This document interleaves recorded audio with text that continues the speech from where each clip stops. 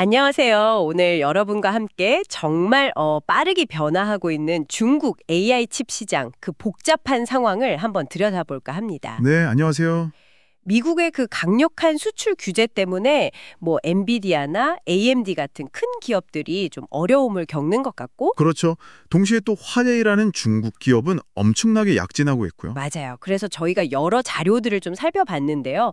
이 복잡한 상황의 핵심을 좀 짚어보려고 합니다. 미국의 규제가 정확히 뭐고 또 엔비디아랑 AMD는 어떻게 대응하는지 그리고 중국 내부 경쟁은 또 어떻게 바뀌고 있는지 이런 것들 중심으로요. 네, 이게 단순한 기술 경쟁이 아니라 지정학적인 문제까지 얽혀 있어서요. 앞으로 뭘 주목해야 할지 같이 이야기 나눠보면 좋겠습니다. 좋습니다. 자, 그럼 본격적으로 시작해 볼까요? 먼저 이 모든 일의 발단이죠. 미국의 규제. 이것 때문에 특히 엔비디아가 상당히 어렵다고요. 네, 그렇습니다. 엔비디아가 최근 실적 발표하면서 이제 중국 AI 시장에서 경쟁하기가 정말 힘들어졌다. 이걸 거의 공식적으로 인정한 셈인데요. 아, 그래요? 핵심은 그거예요. 미국 정부 승인은 받아야 하는데 그러면서 중국 시장에서 팔릴 만한 경쟁력 있는 데이터 센터 칩을 만드는 게 이제 거의 불가능하다는 거죠. 엔비디아 스스로도 중국 데이터 센터 컴퓨팅 시장 경쟁에서 효과적으로 배제될 수 있다. 이렇게 말할 정도니까요.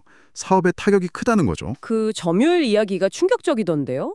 4년 전에는 90%였다면서요? 중국 시장에서? 네, 거의 독점적이었죠. 그런데 그게 이제 50% 수준까지 떨어졌다고 하니까 와, 정말 체감이 확 되는 수치입니다. 예. CEO인 젠슨 황도 규제 좀 풀어달라고 계속 이야기했지만 뭐 안보 문제로 안 된다고 했다면서요? 네, 거절당했죠. 근데 여기서 좀 흥미로운 지점은 젠승황이 이런 비판을 했다는 거예요. 이 규제가 원래 목표는 중국 AI 발전 속도를 늦추는 거였는데 결과적으로는 실패했다. 실패했다고요? 네, 오히려 화웨이 같은 중국 기업들한테 기회를 줘버렸다. 이렇게 비판을 한 거죠. 그러니까 규제가 의도치 않은 결과를 낳은 셈입니다. 아, 그게 참 아이러니하네요. 규제의 역설이랄까. 네, 그렇죠. 단기적인 시장 점유율 문제뿐만 아니라 이게 장기적으로 보면 미국이 경쟁자의 기술 자립을 오히려 도와준 꼴이 될 수도 있다는 그런 지정학적인 면도 보여주는 거죠. 그런 상황에서 AMD는 조금 다른 길을 찾는 것 같아요. 규제는 지키면서 그래도 중국 시장을 공략하겠다. 이런 계획인 거죠? 맞습니다. AMD는 이제 그 데이터 센터용 칩보다는 약간 다른 시장인데요. 고성능 워크스테이션에 들어가는 레디언 프로 GPU 라인업, 이걸 좀 활용하려는 것 같아요. 아, 워크스테이션용 GPU요? 네, 구체적으로는 이제 곧 나올 RDNA4 기반의 새로운 칩, 이걸 성능을 좀 조절해서요. 그러니까 미국 규제 기준에 맞게 소위 다운그레이드 버전을 중국 시장에 내놓으려는 움직임이 보입니다. 엔비디아에 비하면 사실 AMD는 중국 시장에서 영향력이 좀 약했잖아요. 그렇죠. 어쩌면 이런 상황이 AMD한테는 오히려 틈새 시장을 공략할 기회가 될 수도 있겠네요. 네, 그럴 수 있습니다. 뭐 가격을 좀 더 낮춘다거나 구매하기 쉽게 한다거나 공급을 안정적으로 한다거나 이런 걸 내세울 수 있겠죠. 근데 이게 또 뒤에서 이야기하겠지만 중국 자체 칩, 특히 화웨이 칩 성능이 워낙 빠르게 올라오고 있어서요. 이 전략이 과연 얼마나 효과가 있을지는 좀 지켜봐야 합니다. 아, 단순히 빈자리를 노리는 것만으로는 부족할 수 있다. 네, 그렇죠. 성능 경쟁이 워낙 치열해지고 있어서요. 그래서 결국 두 회사 모두 엔비디아랑 AMD 둘 다 규제에 맞춰서 성능을 좀 낮춘 칩을 새로 준비하고 있다는 소식이 들리더라고요. 7월쯤 나온다고요. 네, 맞습니다. 공급망 쪽 정보에 따르면 엔비디아는 임시로 B20이라고 부르는 칩, 이게 아마 블랙웰 아키텍처 기반일 텐데요. 이걸 준비 중이고 AMD는 아까 말씀드린 그 레디온 프로 기반 칩을 준비 중인 걸로 보입니다. 성능은 좀 낮췄지만 그래도 뭐 쓸만한 하드 만들겠죠. 그렇죠. 뭐 메모리나 연산 능력 같은 건 기존 고성능 칩보다는 좀 차이가 있겠지만 그래도 중국의 주요 AI 모델들, 예를 들면 딥식 같은 거 돌리는 데는 문제 없게끔 설계할 겁니다. 이미 뭐 중국 고객들 문의가 꽤 많다고 하니까요.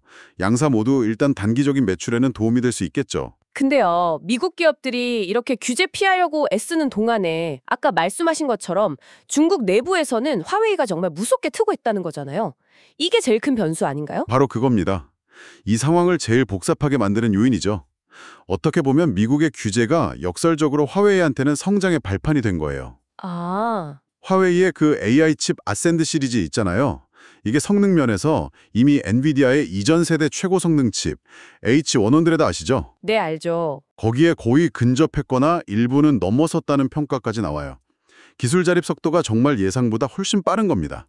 와, H100급이요? 그러면 엔비디아나 AMD가 성능 낮춘 칩 내놔봤자 화웨이의 자체 고성능 칩이랑 경쟁이 되겠어요? 그게 문제죠. 가격 경쟁력.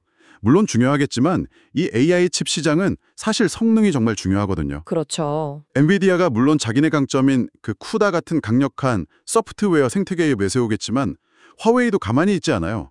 자체 소프트웨어 역량 강화에 엄청나게 투자하고 있거든요. 젠슨 황 CEO 스스로도 그런 말을 했어요.